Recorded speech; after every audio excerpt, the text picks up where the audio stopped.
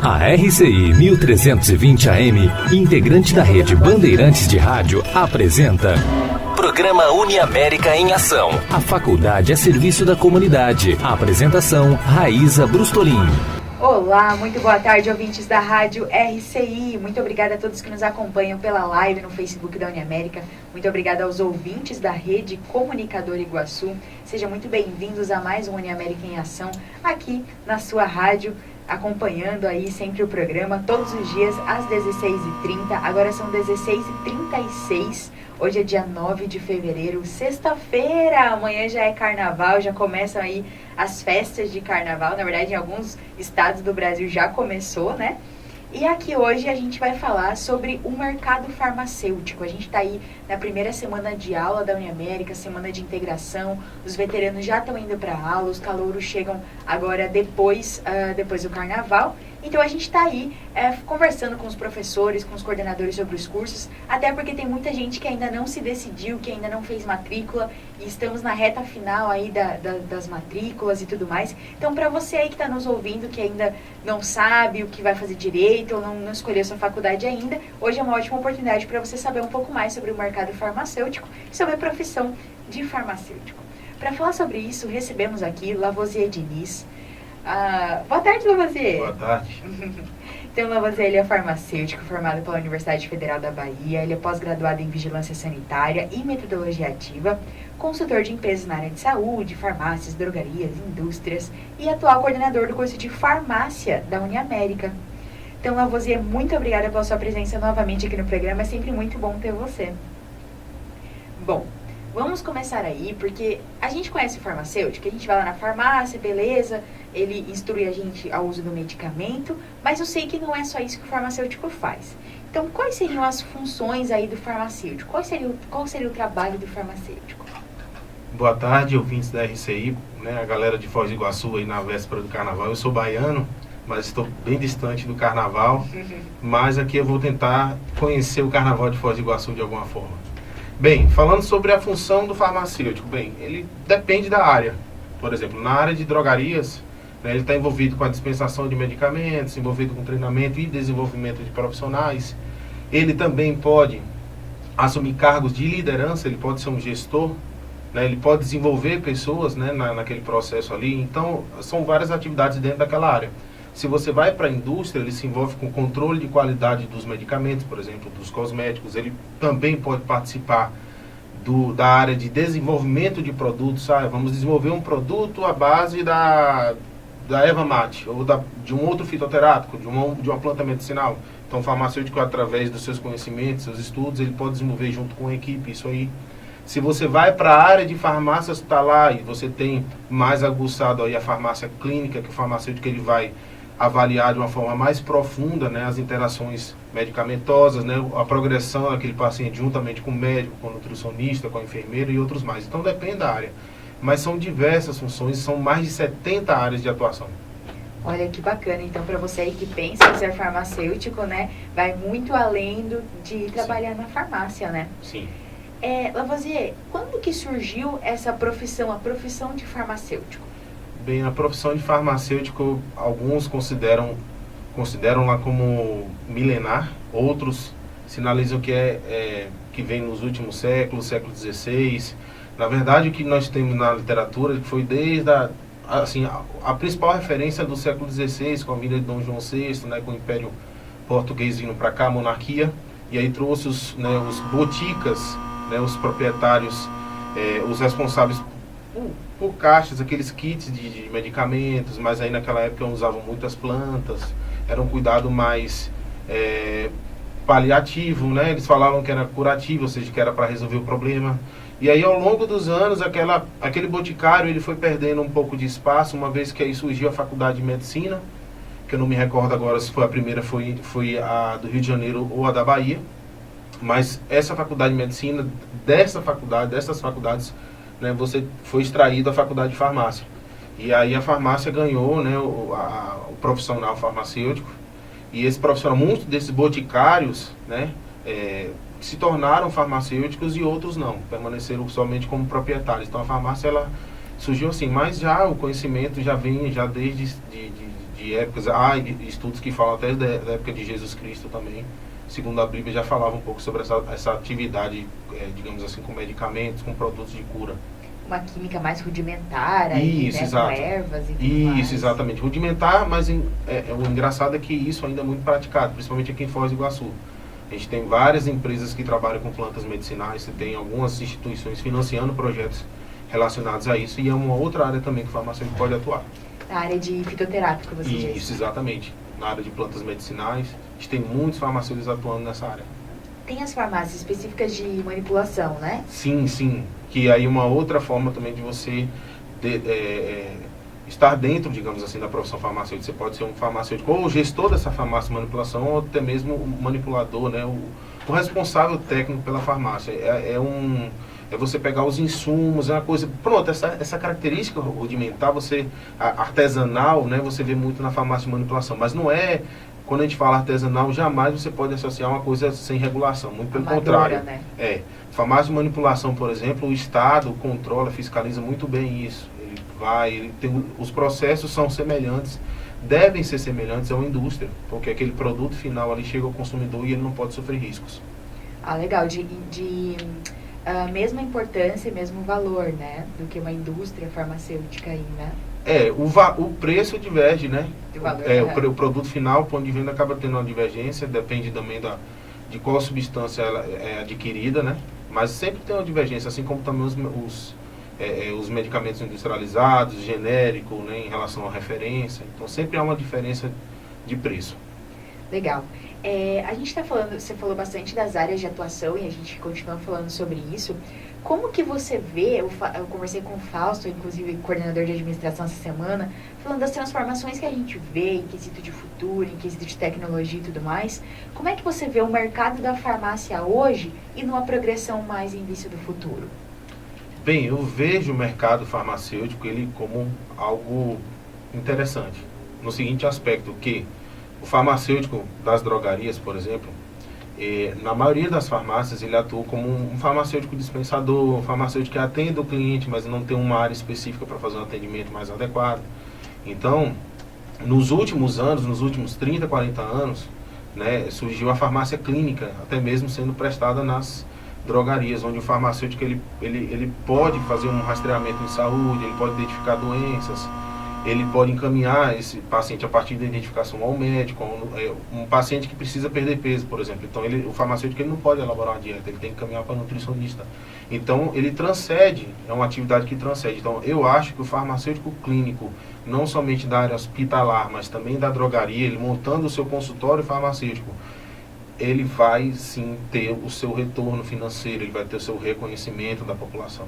A gente volta antigamente, na época dos boticas, do farmacêutico, ele tinha um pouco mais de liberdade, mas aí não é aquela liberdade irresponsável, ele tinha liberdade, eu estou falando da liberdade com responsabilidade, né, para a gente não entrar no âmbito do médico, a gente não entrar no âmbito do fisioterapeuta, isso não. Então, ele volta a estar mais próximo do paciente, ele precisa estar mais próximo. Ele precisa mostrar que o farmacêutico não é um vendedor somente, ele é um profissional de saúde. Olha que legal, é super interessante isso.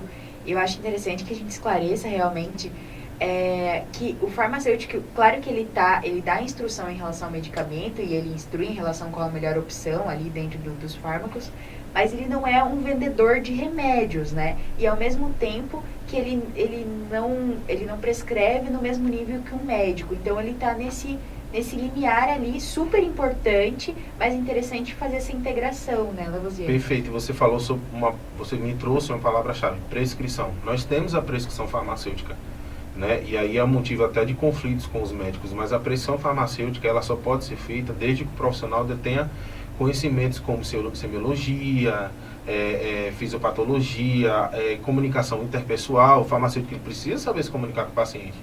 Né? Então ele só pode prescrever, e outra coisa, ele pode prescrever medicamentos isentos de prescrição. É aquele paciente que chega na farmácia, me dê um analgésico, né? Me dê um analgésico X, exatamente, estou com dor de cabeça. Mas aí ele não sabe como utilizar, ele esquece de relatar que ele tem uma hipersensibilidade, uma alergia àquele medicamento, aí por que não passar pelo farmacêutico e o farmacêutico realizar uma triagem, uma avaliação minuciosa para depois ele indicar o produto correto? Era um produto que ele já ia comprar de forma arbitrária, né? Então ele vai receber a orientação para fazer a compra. Claro que você, como eu falei, você precisa diferenciar, né, a gravidade da situação. Então, se é algo mais grave, não, ou algo até de nível intermediário, você tem que caminhar para o profissional responsável. E talvez até nessa instrução, talvez até alertar, né? Olha, se essa dor de repente não passar, ou se ela persistir por um médico, né? Sim, exatamente. É esse tipo de orientação que deve ser prestado nas drogarias. É feito muitas vezes por muitos farmacêuticos. Eu sei que tem vários farmacêuticos aqui em Foz do Iguaçu que gostariam de ter os seus consultórios dentro da farmácia, né? Até mesmo fora, porque você pode montar um consultório fora, né, para fazer avaliação de prescrição, para ver se o paciente está usando o medicamento de forma correta. Mas aí vem, às vezes, o proprietário não pode investir naquele momento, ou não deseja investir, mas a gente entende que o profissional ele tem que empreender. É outra realidade importante do farmacêutico. Hoje eu estou vendo mais profissionais empreendedores, eles estão, né, pegando capital, vamos investir, vou montar minha empresa, vou montar minha farmácia de manipulação. Outra área muito legal do farmacêutico, que o farmacêutico pode atuar, é consultoria. Então, gente, a gente tem profissionais com uma capacidade técnica enorme. Um cara montou uma drogaria, o cara sabe os valores daquilo ali, tem noções administrativas, sabe, junto com o arquiteto, avaliar o projeto, a planta arquitetônica, a planta baixa, né, sabe montar uma estrutura, sabe treinar uma equipe, sabe vender, sabe atender, sabe olhar um paciente, fazer uma anamnese farmacêutica. Então o cara detém uma enormidade de conhecimentos. Eu sou consultor, porque já tenho mais de 10 anos atuando. Então, mas assim, eu me sinto só, porque falta mais consultores para prestar esse tipo de serviço, para montar, nortear essas empresas, essa galera que quer montar o seu negócio. Olha que legal, então o empreendedorismo aí, claro que o empreendedorismo ele permeia várias profissões, né, e está aí muito, muito presente na farmácia, né? Tem que ser aguçado mais isso, acho que a gente tem que trabalhar mais isso. A consultoria, o coaching, o trabalho de coaching também, o coaching é uma coisa discutível, o coaching... como recentemente saiu informação, o coach entrando na área de psicologia, não, tem que tomar cuidado com isso. Mas o coach, quando você tira a pessoa daquele patamar, né, do patamar A para o patamar B, que é melhor, isso é muito legal. Então eu, por exemplo, eu gosto de desenvolver pessoas. Eu já peguei profissionais que tinham dificuldade de se comunicar e junto com outros profissionais, como psicólogo, a gente desenvolveu, né, a pessoa conseguiu, sabe se expressar mais. Às vezes até a forma de trabalhar, né, ela não sabe manejar, não sabe falar com o paciente, não sabe falar com o dono da farmácia, não sabe falar com o proprietário. Então a gente vai conversando, vai orientando, né, fazendo esse tipo de trabalho também. O aperfeiçoamento profissional focado na área de farmácia. Exatamente. Não só na área de farmácia, assim, é farmácia, drogaria, indústria, são diversas áreas que exigem. Eu acho que tem que o profissional, assim, lá na coordenação do curso, a gente está tentando implementar isso. Né, os alunos já saírem com essa... Daí a importância do cara ter habilidades profissionais já desde cedo. Ou seja, ele vai ter convívio com a prática, ele tem os projetos integradores, ele vai desenvolver um projeto. Pode ir. Beleza. Professor, eu quero que você fale dos projetos integradores. Mais tarde, né? Mas vamos para o próximo bloco, que na volta você vai contar bastante exemplo pra gente. Voltamos a apresentar Uniamérica em Ação, com Raíza Brustolin. Estamos de volta aqui no Uniamérica em Ação, falando com o professor Lavoisier, coordenador do curso de farmácia lá da Uniamérica. Agora são 16 horas e 50 minutos. Lembrando que eu queria agradecer a presença aí dos nossos ouvintes, né? E da galera que nos acompanha pela live no Facebook da Uniamérica. Muito obrigada aí pela sua presença, obrigada por acompanhar a gente. Bom, professor, você ia contar pra gente dos projetos integradores, né? De como o curso de farmácia trabalha a prática toda aí. Mas antes, né, tem um assunto que interessa bastante aí o nosso ouvinte, interessa todo mundo aí que quer atuar na área de farmácia, que é o salário, né? Dinheiro importante para todo mundo, né? Como é que fica o salário na área de farmácia? Bem, há uma variação, né, do salário de acordo com a atividade que você desenvolve. Hoje, o farmacêutico de drogaria, ele ganha em média brutos R$3.100, né, e vai líquido R$2.700. Se ele participa dos processos de venda, ele acaba tendo suas comissões, né, que aí tem alguns profissionais que acabam ganhando um pouco mais. O farmacêutico clínico, como ainda é algo inovador no Brasil, porque nos Estados Unidos funciona muito bem, nos Estados Unidos o farmacêutico ganha $10 mil por mês. Nossa. $10 mil desenvolvendo atividade clínica, e ele prescreve alguns medicamentos sob pressão, mas Lá há uma organização de processos, aqui ainda está de evolução, né? Estamos evoluindo.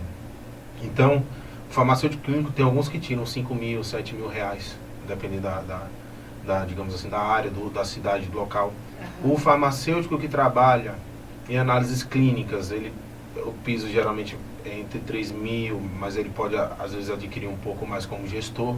A parte de gestão farmacêutica, muitos se interessam, porque tem o feeling de liderança, né? Tem aquele conhecimento de gestão, né? De processos, conhecimentos administrativos, e aí acaba pagando um pouco mais também. Você acaba tendo um retorno financeiro maior. Mas lembrando que o cara precisa ser realmente administrador, né? De ser capacitado, buscar informação, ter o conhecimento, a base, né? Administrativa, para ele não se comprometer aí. Porque tem muitos farmacêuticos que acabaram falindo porque não tem essas propriedades, né? Há algumas possibilidades de concurso, por exemplo, o fiscal da Anvisa, por exemplo, nível médio, ganha 5 mil, 6 mil reais. Se ele é um agente regulador de um nível maior, ele ganha 11 mil reais, um perito 5 mil reais. Então são algumas possibilidades aí, né, de retorno financeiro. O farmacêutico o esteticista que está trabalhando também, então se ele for um empreendedor, um gestor, né, ele pode ter um retorno financeiro bom, né? Claro que todo negócio, principalmente no Brasil, os 2 primeiros anos, segundo o Sebrae, são anos de você só pagar, né, o seu investimento. Aí depois que você pagou tudo, aí você, depois de 2 anos, vai começar a ter o retorno. Tem empresas que acabam tendo um pouco mais rápido, outras demoram mais e por aí vai. Olha que interessante. Então, a gente pode dizer que mais ou menos o piso é 3 mil, de 3 mil para cima. Isso, exatamente. Mas é importante que o profissional busque, porque ele quer melhorias, né, financeiras, melhorias na sua família, ele quer viajar, ele quer curtir o carnaval na Bahia, né, ou em qualquer outro lugar. Né, tem gente que não gosta de carnaval, quer passear, quer escutar um rock. Descansar. É isso aí. Então, é você investir nessa parte de gestão. Eu acho que é o principal caminho. Durante a coordenação do curso de farmácia da Uniamérica, né, a gente trabalha muito na prática na Uniamérica e tudo mais. Até queria trazer um dado do Instituto de Ciência, Tecnologia e Qualidade. Então, o professor Leonardo Doro Pires, ele diz que acredita que os recém-formados em farmácia possuem os conhecimentos básicos para exercício da profissão, mas praticam muito pouco durante a vida acadêmica. Como é que você vê essa questão e como é que você vê essa aplicação no curso de farmácia da Uniamérica? Bem, com as novas diretrizes curriculares nacionais de farmácia, saíram recentemente, no final do ano passado, esse modelo ele vai deixar de existir. Qual o modelo? O modelo com as disciplinas fundamentais, as básicas, depois as disciplinas aplicadas e aí por fim os estágios. Hoje, como a Uniamérica trabalha assim, né, você tem que trabalhar as competências profissionais, certo?